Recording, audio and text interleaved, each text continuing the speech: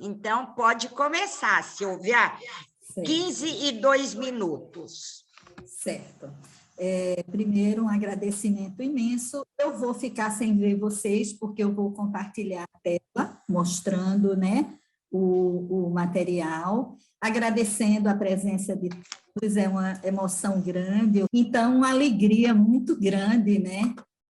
E vou começar a compartilhar a tela, então eu vou perder vocês de vista. Bom, primeiro que tudo, eu quero compartilhar o próprio memorial, que o memorial foi elaborado, né, escrito por mim, seguindo um modelo, né, e eu agradeço a Ruth Vasconcelos, que me cedeu o modelo, e esse modelo a gente está de acordo com uma resolução, não é, nossa. Então, o memorial ele está composto de 3 volumes. No primeiro, ele contém toda a minha trajetória. Eu até, confesso a vocês, eu achei bem pequenininho, porque só são 84 páginas.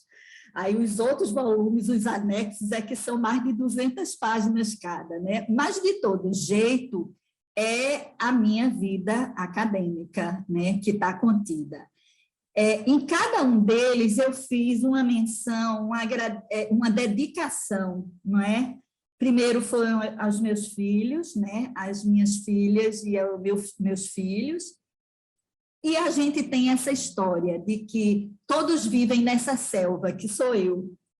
E Estela é a nossa estrela, né? Que significa Estela, estrela. Tomás, a minha alma gêmea, né? Tomás nasceu, do pai mais, porque nasceu no mesmo dia que o pai. Liz, uma flor delicada, né? Pedro, uma pedra preciosa, né? E convivemos nessa selva.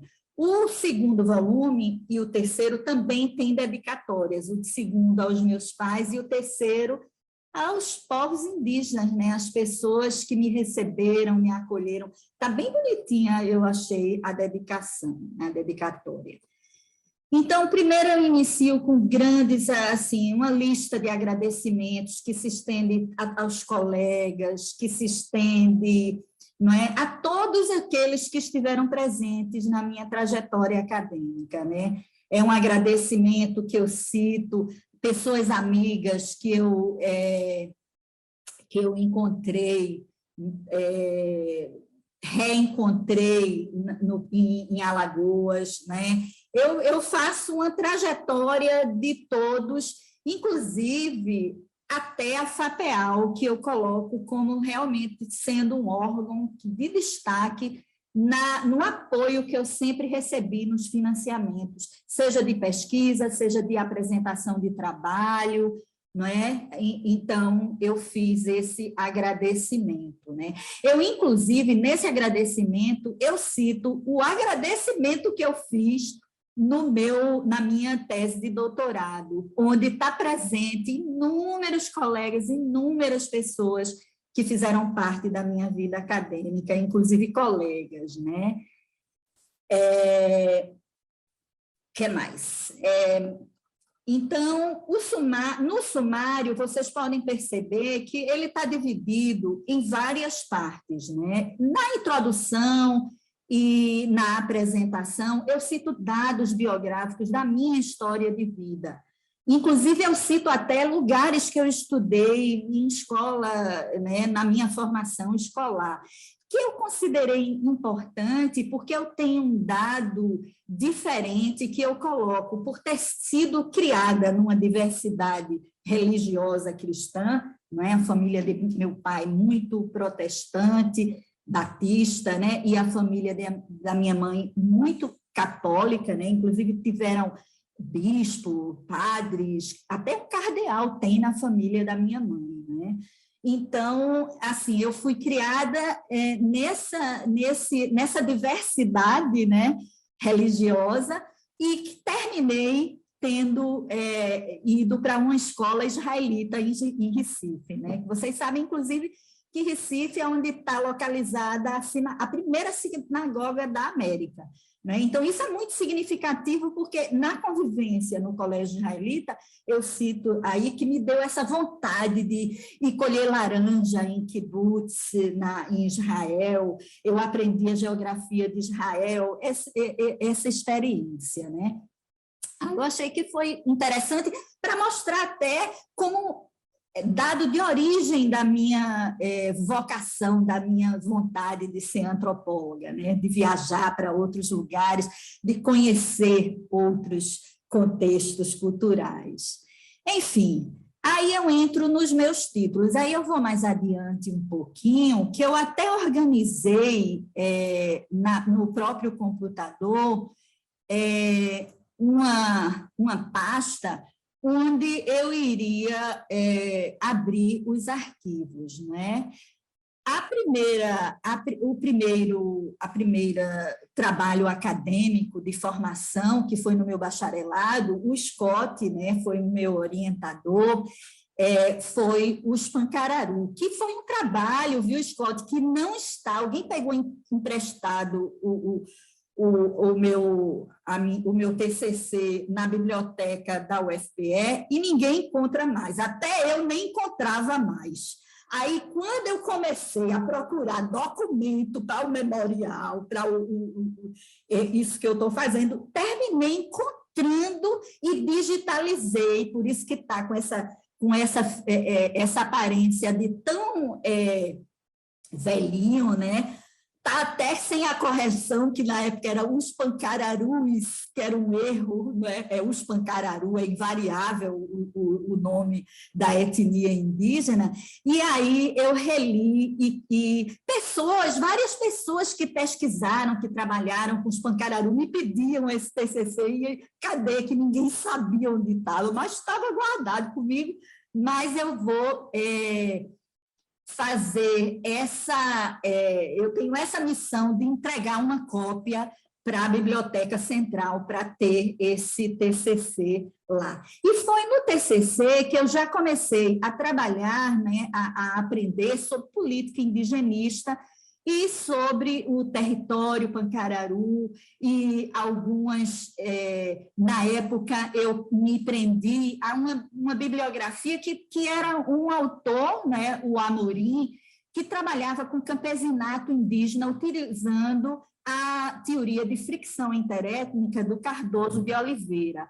Aí foi já um momento de reflexão teórica com dados de campo, não é? Mas eu me lembro muito bem passar noites acordadas com a data que tinha de entregar esse TCC e cadê que não saía, cadê que não saía.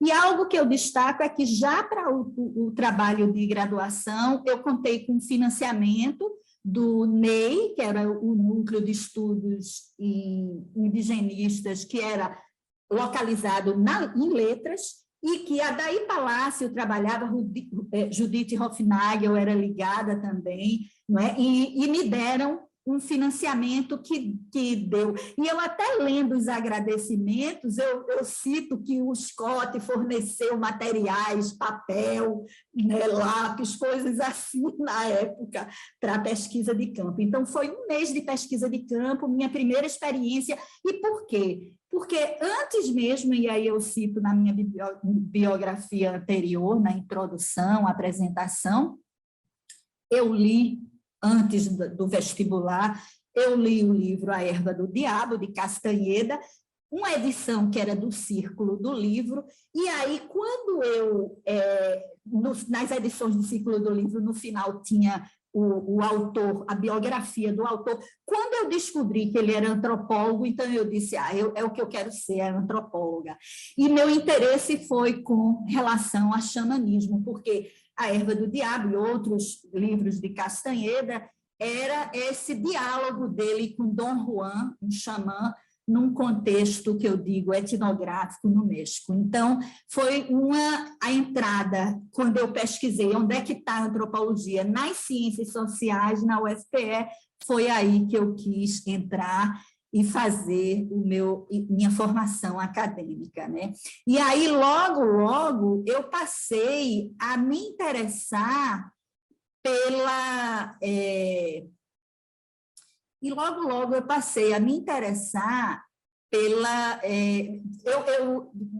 de início, eu queria estudar xamanismo indígena, mas sempre percebendo que era necessário trazer a questão para a territorialidade, e aí, saindo da graduação, praticamente eu entrei no mestrado, mas no mestrado eu não... Eita, não é esse o arquivo, deixa eu voltar.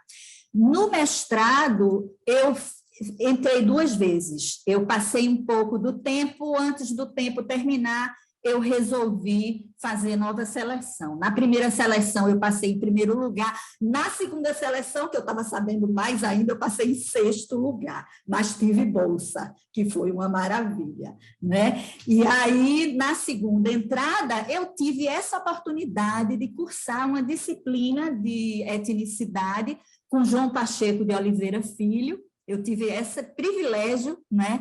E o João estava naquele momento, né, incentivando os orientandos a todo um campo de etnologia indígena, de grupos étnicos indígenas aqui no Nordeste, que eram os índios que muitos antropólogos que queriam estudar, não é, o outro, né, grupos indígenas, não se sentiam atraídos, não tinham interesse de estudar grupos indígenas que passaram por um longo processo de contato, né, histórico com a sociedade nacional, como são os índios no Nordeste. E aí, vários colegas vieram também, como Rodrigo Grunenwald. Nessa época, eu conheci Ângela Torresan, que anos depois, 20 anos, mais de 20 anos, 30 anos depois, eu acho, Ângela, ela vem se tornar a minha supervisora no pós-doutorado na Universidade de Manchester, né? E ela trabalhando com antropologia visual e eu também. Então, assim, o mestrado, né? E aí o fruto dele foi essa dissertação, tive financiamento da Inter-American Foundation com a Ampox. Eu cito que eu não localizei esse dado, o comprovante disso. Mas, enfim, é uma dissertação que eu, assim, como eu coloco, foi um esforço muito grande, né? E eu ainda coloco que é antropologia, naquele sentido que eu cito, não é, do que o Lévi-Strauss distingue entre etnografia, etnologia e antropologia. Eu ainda sinto que eu faço uma reflexão teórica, não é, sobre a etnicidade indígena no Nordeste, tomando o Chucuru-Cariri como estudo de caso e apontando que o fenômeno da etnicidade se dá tanto dentro de uma perspectiva instrumentalista, ou seja, a etnicidade sendo um instrumento de reivindicação política, né, econômica, como também primordialista, porque está relacionada a relações primeiras estabelecidas entre eles, de parentesco, de religiosidade, de parentesco ritual, né? Então, eu fiquei muito feliz, né, da realização dessa escrita. Para mim, escrever sempre foi algo extremamente difícil. Eu nunca gostei muito de escrever, mas os TCC, dissertação e tese, são as produções que é para dentro da academia, né, e que a gente exige um esforço muito grande. Então, era isso que eu tinha de citar sobre a minha dissertação. E aí, nessa minha trajetória, tem a tese de doutorado, não é? Que é uma tese que foi o trabalho mais árduo que eu já realizei, não é? A minha tese, eu resolvi fazer com os Cariri Chocó, e foi nela que eu encontrei o momento para eu me dedicar ao que tinha me despertado desde o início, quando eu entrei no curso de antropologia, de ciências sociais, querendo ser antropóloga, e me dedicar a xamanismo indígena. Então, só no doutorado, veja só, eu entrei na década de 80 na graduação, então só em 1999, não é? Veja quantos anos depois, né? Eu realmente me dediquei a xamanismo indígena. E aí eu tive o grande, né, a grande sorte, eu diria, a grande satisfação de ter encontrado uma universidade, como a Universidade de Manitoba, onde eu não só tive acesso a todos os livros que eu precisaria numa tese de doutorado, eu fiquei impressionada, porque tinha uma referência bibliográfica que era histórica, que era... E a biblioteca, quando você está no doutorado, que você pede uma referência, ela sai localizando regional, nacional, internacionalmente, até a cópia daquela referência para lhe entregar, porque é um dado que você precisa. E aí eu tive esse privilégio, no final eu já estava com mais de 100 livros na minha biblioteca, ou na minha estante da biblioteca, né? E tendo uma experiência que eu diria até mística. Eu cito algo num trabalho recente que eu fiz sobre um TCC, né, um trabalho final de um curso que eu fiz sobre a cannabis medicinal. Eu cito experiências místicas, inclusive, que eu tive utilizando oferendas para os espíritos, e, enfim, é uma parte que é bem interessante. Mas essa tese de doutorado, né, ela foi 1 ano, 9 meses convivendo com os Cariri Xocó, foi sobre corporalidade feminina também. Eu estudei, a minha preocupação era tanto entender a diferença entre... Deixa eu botar no índice que dá para ter uma ideia, né? Eu tanto... essa é a parte que é o meu agradecimento, que é imenso, né? E que, inclusive, eu cito Scott aqui nesse meu agradecimento, eu cito as pessoas, né, como eu disse, que fizeram parte, né? Eu estava tentando localizar aqui aonde é que está Scott, só para paparicar ele um pouquinho, porque é uma pessoa que eu, assim, né? Amor, não é, Scott? Isso tem que ser amor, a gente ama as pessoas que a gente admira, né? Que a gente acredita, que a gente... Os meus orientadores, todos eu digo que são pessoas que eu admiro tanto, que sinto um amor imenso, né? Todos que tiveram presentes, né? Porque são pessoas importantes que nos deram força, que nos deram luz, né? Nos orientaram, né? Então, e pessoas que a gente vê o trabalho, né? Então, bom, mas vamos mais adiante. Então, o meu, pelo abstract, né, pelo sumário, vocês podem ver como foi, assim, um trabalho, né, extremamente... Eu tive 2 mudanças, eu vim de Winnipeg para morar em Porto Real do Colégio, morei na Rua dos Caboclos, onde tinham vários índios morando, né?